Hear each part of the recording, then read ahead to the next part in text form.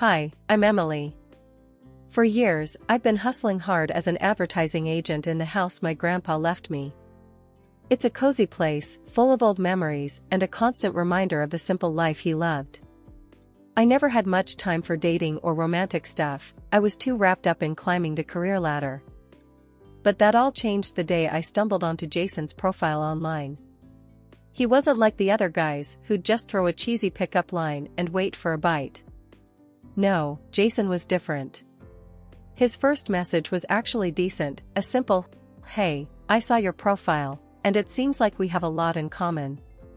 Would love to chat and get to know you." And boy, did we chat. Hours flew by like minutes, and it wasn't long before we were setting up our first real-life meet. He suggested a little cafe downtown, quaint and quiet, just the type for a proper conversation. I remember walking in, nervous as hell, but there he was, all smiles. Tall, with that confident stance and a grin that could disarm you in seconds. "Emily? Wow, you're even more stunning than your photos," he said as he stood up to greet me. I couldn't help but blush. "Thanks, Jason. You're not so bad yourself," I replied, trying to play it cool but really feeling the butterflies. We sat and talked about everything, our jobs, our hobbies, our dreams. He owned a small furniture workshop, something he'd built from scratch. "It's tough work, but I love creating things that people will use for years, you know? Gives me a sense of purpose," Jason explained, his eyes lighting up as he spoke. "That's amazing," I said, genuinely impressed. "I spend my days convincing people they need things they probably don't. Your job sounds way more fulfilling." Jason laughed, that hearty, infectious laugh. "Well, everyone needs a good ad now and then. Keeps the world spinning." As we parted ways, he leaned in and gave me a gentle hug. "Take care, Emily. I'll text you." And text he did. Our chats became an everyday thing. We'd share bits of our day, jokes, and even the occasional selfie. Jason was quick to become someone I could lean on, someone who made the stress of my job a little lighter with just a few words. I told my best friend Sarah about him. Over coffee one morning, I couldn't stop gushing. "He's just so real, you know? It's like we've known each other forever." Sarah, ever the skeptic, raised an eyebrow. "Sounds like you've got it bad, Em. Just watch yourself, okay? Guys have a way of seeming perfect at the start." I waved her off, too caught up in my happy bubble. "Nah, Jason's different. You'll see. He's one of the good ones." Little did I know, the coming months would test that belief in ways I never imagined. But back then, all I could think about was the charming man who had so unexpectedly swept me off my feet. It wasn't long before Jason brought up meeting his mom, Helen. He'd always made it clear how tight they were, always chatting about how she raised him alone and stuff. It sounded kinda sweet, so I was game to meet her. We planned a dinner at his place one weekend. I was a bit anxious, but figured a nice meal and a few smiles would win her over easy enough. I even baked my famous apple pie, thinking it'd be a nice touch. When we got to his house, Jason led me inside, calling out, "Mom, we're here." Helen emerged from the kitchen, wiping her hands on her apron. She was a stern-looking woman with sharp eyes that didn't miss a thing. "Jason, there you are. And this must be Emily." "Yeah, Mom, this is her." This is my mom, Helen." "Pleased to meet you," I said, extending my hand and flashing my best polite smile. She shook it, but her grip was cold, her smile kind of forced. "Likewise," she said, quickly turning her attention back to Jason. "Let me look at you. Have you been eating well? You look thin." I stood there, a bit awkward, holding my pie like a shield. Jason laughed it off. "I'm fine, Mom. Emily takes good care of me." That comment seemed to stiffen her up a bit, but she didn't say anything. Instead, she led us to the dining room where everything was set up fancy. Dinner was, well, intense. Helen had made a feast, and every dish was like a statement. Jason loves my beef stew. I'd been making it since he was a boy. Isn't that right, dear? Jason nodded, shoveling in another mouthful. Nobody makes it like you, Mom. The conversation was mostly her asking Jason about his work, his health, every detail of his life. I felt more like I was watching a two-person play than being part of the dinner. After we ate, I brought out my pie, hoping to break the ice a bit. I hope you like apple pie, Helen. It's kind of my specialty. Helen cut a small piece, tasted it, and put her fork down. It's nice, dear. But I usually prefer something less sweet. Jason, remember the pies your Aunt Linda used to make? Jason nodded, quick to please. Yeah, those were great. But Em's pies are awesome too. The evening dragged on with me feeling more out of place by the minute. When we finally left, Jason was all apologies. Sorry if Mom was a bit cold tonight. She's just protective, you know? Yeah, I get it. Family's important, I said, trying to keep the disappointment out of my voice. But inside, I felt a chill that hadn't been there before. On the drive home, I couldn't shake off the feeling that Helen hadn't just been cold, she'd been downright icy. Jason, does she not like me or something? He sighed, steering with one hand. Nah, she's just like that. Give her time. She'll warm up to you. She just needs to see you're good for me, that's all. I wanted to believe him, really did. But something in the pit of my stomach told me it wasn't going to be that simple. Helen wasn't just protective, she was marking her territory, and I had unwittingly stepped right into the middle of it. As the wedding plans kicked into final gear, there was one thing that kept nagging me. Jason hadn't mentioned anything about inviting his dad. One evening, while we were sifting through guest lists and seating charts, I finally brought it up. Hey, Jason, I noticed your dad's not on the guest list. Aren't you gonna invite him? Jason looked up from the papers, his face a mix of confusion and discomfort. No, I don't see him. He left us, just walked out on Mom and me. We haven't talked in years. I couldn't shake the feeling that there was more to the story. Curiosity got the better of me, and I decided to dig around a bit. A couple of calls and internet searches later, I had his dad's number. Taking a deep breath, I dialed it, my heart pounding as it rang. Hello? The voice on the other end was wary, but calm. Hi, I'm Emily, Jason's fiancée. We're getting married soon, and I thought it'd be nice to invite you. There was a pause, long enough to make me think he'd hung up. Then, that's kind of you, Emily. But no, I shouldn't come. It would only stir up old troubles. Just, be careful with Jason and his mom. I hung up, frowning. His words echoed in my mind, but I brushed them off as the ramblings of a man who'd lost touch. Maybe he was bitter, or just out of his mind a bit. Back to the wedding plans. Jason and I were buzzing with ideas, flipping through magazines, picking out colors, tasting cakes. But then Helen got involved, and the whole vibe changed. Emily, dear, I hope you don't mind, but I took the liberty of booking the church, Helen said one afternoon, dropping the news like she was just talking about the weather. I blinked, taken aback. Oh, actually Jason and I were thinking of a beach wedding. She sked softly, shaking her head. No, that won't do at all. A traditional wedding is what everyone expects. And it's what's best for family photos, you know? Jason didn't say a word, just nodded along with whatever his mom said. It was like suddenly I wasn't the bride anymore, I was just a guest at my own wedding. I'd always dreamed of a simple, elegant cake with wildflowers.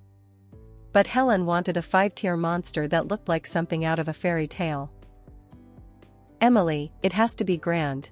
It's a reflection of our family, Helen insisted, flipping through a catalog she'd brought to the bakery. I took a deep breath.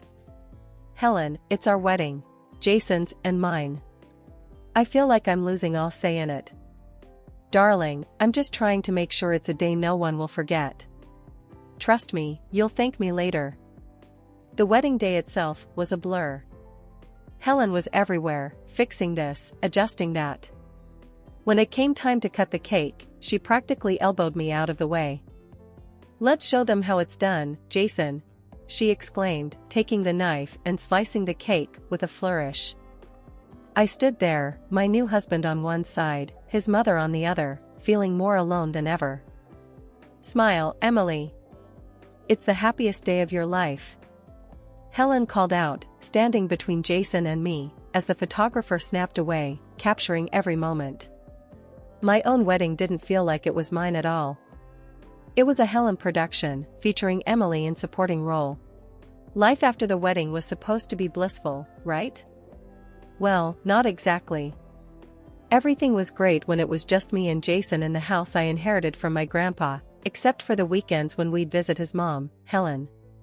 Those dinners were a constant jab at my cooking skills, or according to Helen, the lack thereof. "You'll never get the seasoning right like I do," Helen would comment as she served her dishes, which Jason always praised to the skies.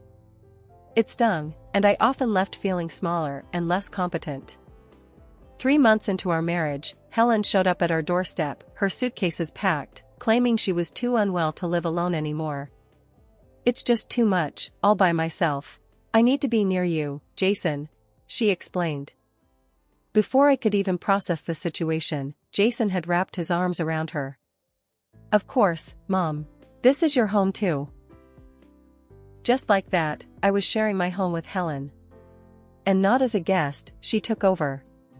She spent her days lounging on the sofa, flipping through TV channels or commenting on how things were run in the household, never lifting a finger to help. At night, the house felt even smaller. Jason and Helen would sit together, laughing and watching their favorite shows, while I was left alone in the bedroom, feeling like a stranger in my own home. One Saturday, they went out shopping, without me. It was becoming a routine, and the loneliness was eating at me. When they returned, I decided it was time to clear the air. At dinner, I mustered my courage.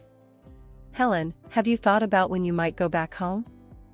The room fell silent. Jason's face turned dark. "Are you trying to kick my mom out?" I just thought. My words trailed off under his fierce look. "It's my house too, isn't it?" Helen chimed in, her tone icy, a smirk playing on her lips. I wanted to explain, to make Jason see it wasn't about kicking his mom out, but about finding a balance. He wouldn't hear it, though, storming off to his room while Helen's laughter echoed after him. The next week, I found my old photo albums in the attic. They were ruined, pictures torn, some even with needle holes.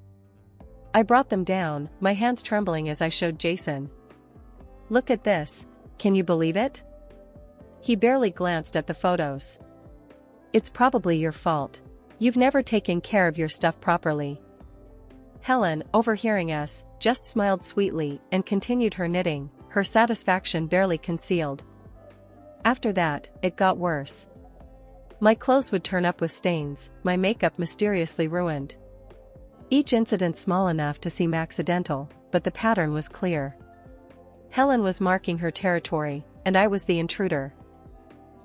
After months of tension and subtle sabotages that seemed to escalate daily, I felt like I was nearing my breaking point. I couldn't take it anymore. One evening, after finding another one of my favorite sweaters ruined, I confronted Jason with tears in my eyes. "Jason, I can't do this anymore. Your mom, she's making my life miserable here." He looked at me, seemingly unfazed by my distress. I think you're just stressed. You need a break, some time to relax." Surprised by his calmness but hopeful, I nodded eagerly, wiping away my tears. "Yes, a break sounds wonderful. Maybe we could go somewhere, just the two of us?" Jason smiled, his solution apparently ready. "Actually, I already thought of that. I've planned a trip for you, a mountain hike. I thought it'd be good for you and Mom to spend some quality time together, to fix things." My heart sank. "What? Jason, no, It's settled, Em. Either you're serious about fixing this, or you don't care enough about us. My mom's already looking forward to it." Feeling cornered, I agreed, though every part of me screamed that it was a bad idea. Helen seemed unusually chipper about the trip, her backpack packed with a speed that was unsettling. The hike started off well enough. The weather was perfect, the scenery breathtaking. Helen kept pace initially, her demeanor calm and almost pleasant. But as the trail became more rugged, she began to falter. "I need to rest a bit, dear," she said, sitting heavily on a nearby rock. "Sure, Helen. Do you want some water?" I asked, concerned despite everything. She waved me off. No. Just go see how far the group is. I'll catch my breath here." I climbed a small rock to get a better view. "They're just up ahead. We can catch up if we..." The push came suddenly, unexpected. I felt a sharp shove between my shoulder blades, sending me sprawling forward down the slope. Pain shot through my body as I tumbled, coming to a jarring stop against a tree. The last thing I remember was the darkness. I regained consciousness from the pain. Dazed and hurting, I struggled to sit up. My leg was twisted at an odd angle, pain flaring with even the slightest movement. Panic set in as I realized Helen was nowhere in sight, and neither was my backpack, with my phone, water, and food. As night fell, the temperature dropped. I managed to pull myself onto a large rock, away from any wildlife that might be roaming. The cold seeped into my bones, and I shivered uncontrollably, waiting for dawn. When the light finally broke, I assessed my situation. I had to move, staying there wasn't an option. Gritting my teeth against the pain, I slid off the rock and started hobbling in the direction I thought the bus would be. Hours later, by some miracle, I stumbled upon another group of hikers. They were shocked at my condition and immediately offered assistance. "Are you all right? What happened?" one of them asked, concern etched on his face as they helped me sit. I managed a weak smile, tears mixing with relief. "I fell. Can you help me get to a hospital?" They nodded, supporting me as we made our way back to civilization. The hospital was a blur of faces and questions, but through it all, I knew one thing for sure: Helen had intended to hurt me, and somehow, I had to prove it.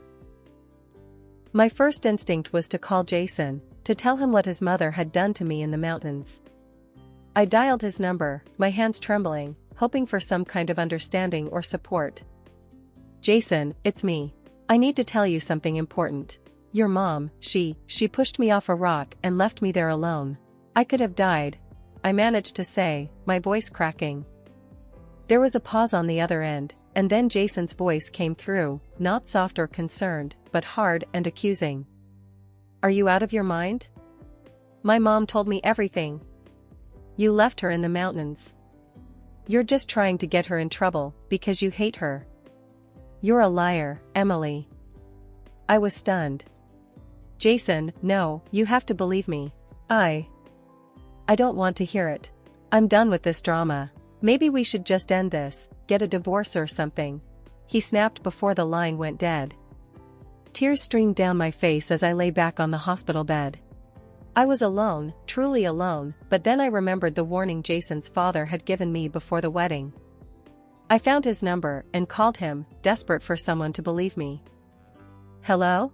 His voice was cautious, but when I explained who I was and what had happened, his tone changed to one of concern. "Oh, Emily, I'm so sorry to hear that. I warned you about Helen, she's always been..." He trailed off, searching for the right words. "She's obsessed with making sure Jason gets everything.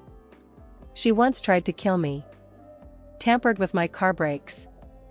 She wanted me gone so that everything would go to Jason." My heart raced. "Why didn't you go to the police with this? Why didn't you stop her?" It was her word against mine, no proof. "She's cunning, Emily. But we need to stop her now, before she hurts anyone else. I'll come to the hospital. We'll think of something together." Hours later, Jason's father sat by my hospital bed. His face was lined with years of stress, his eyes weary but kind. We leaned close, speaking in hushed tones, trying to piece together a strategy that would bring Helen's actions to light and protect us both from her manipulations. The next morning, I called Sarah, my best friend, and filled her in on what needed to be done. Her job was to drop a hint to Jason that my injuries were life-threatening, that I might not make it. She agreed, her voice heavy with concern but determined to help. "Don't worry, Em. I'll make sure he thinks it's really bad," she assured me. True to her word, the next morning Jason and Helen showed up at my hospital room, their faces a mask of faux concern. I lay there, pretending to be weaker than I was, barely opening my eyes as they entered. Jason hovered at the doorway while Helen came closer, a smirk curling her lips as she leaned in close. "Looks like everything's going according to plan, sweetheart. Soon, all of Emily's money and that lovely house will be ours." Jason, standing a bit behind his mother, added quietly, "I'm tired of her, Mom. Can't wait till this is all over." He kissed Helen on the cheek, an accomplice to her cruelty. My heart hammered in my chest as I heard Helen's words. I pushed her off that rock myself. Told the others she went back down to catch a bus home.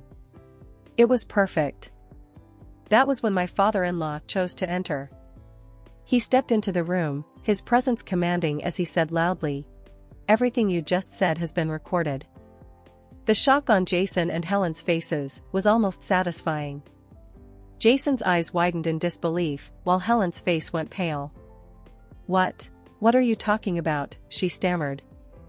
I chose that moment to stop pretending. Sitting up, I fixed them with a steady gaze. "It's over. You're caught." Jason spun around, his confusion turning to anger. "This is a setup. You're trying to trap us." Helen tried to push past her ex-husband to escape, but he blocked her path firmly. "The police are on their way, Helen.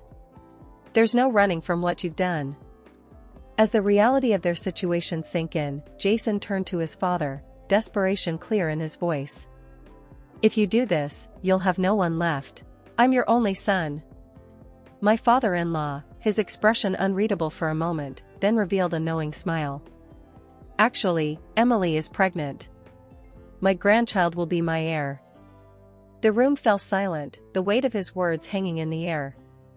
I watched Jason's face crumble, his schemes and betrayals catching up to him finally. "And all my money, my properties, will go to my grandchild," his father continued, turning his back on his son, his decision final. The police arrived shortly after, taking Helen and Jason away in handcuffs. I handed Jason the divorce papers I had prepared. "You'll answer for everything," I said, my voice steady, despite the turmoil inside me. Watching them being led away, I felt a mix of relief and sorrow. Relief that justice was being served, and sorrow for the love I thought I had found. My father-in-law stood beside me, his hand on my shoulder. "We'll get through this, Emily. You and the baby are my family now." The courtroom was heavy with tension, the kind that seeps into your bones and doesn't let go. Sitting beside my father-in-law, my hand resting lightly on my now visibly pregnant belly, I watched as Helen and Jason were brought in. Helen, ever the proud matriarch, took the stand with a defiant air. Her confession was chilling. "Yes, I did what I thought was necessary for my son's future. He deserves the best, and if that meant removing Emily from our lives, so be it. A mother does what she must for her child's prosperity." When the verdict was read, guilty, with a sentence of several years for both, relief washed over me. It was over. Justice had been served. A few months later, I gave birth to George. Back at home, with my newborn son cradled gently in my arms, I recounted everything to Sarah over a cup of coffee. She had been my rock throughout this ordeal, never wavering in her support. "Can you believe it's finally over?" I asked, watching my son sleep peacefully. Sarah shook her head, her eyes wide. "I still can't believe what you went through. But look at you now, stronger and with this beautiful little boy." My father-in-law, who had taken to his role as a grandfather with a joy that warmed my heart, came into the room with a tray of snacks. "You know, I've been thinking about setting up a trust for the little one. He's going to have every opportunity in the world." That night, as I put my son to bed in the nursery, I thought about how life had turned out so differently from what I had imagined. There was pain and betrayal, but also redemption and new beginnings. As I watched my son sleeping, a sense of peace settled over me. The next day, I walked around my garden, the place where I'd found solace during the darkest times. I wanted a life filled with love, honesty, and joy for my son. No shadows from the past to darken his days. As I tended to the flowers, I made a silent promise to myself and to him, to be the kind of mother who nurtures and supports, never sacrificing the well-being of her child for personal gain.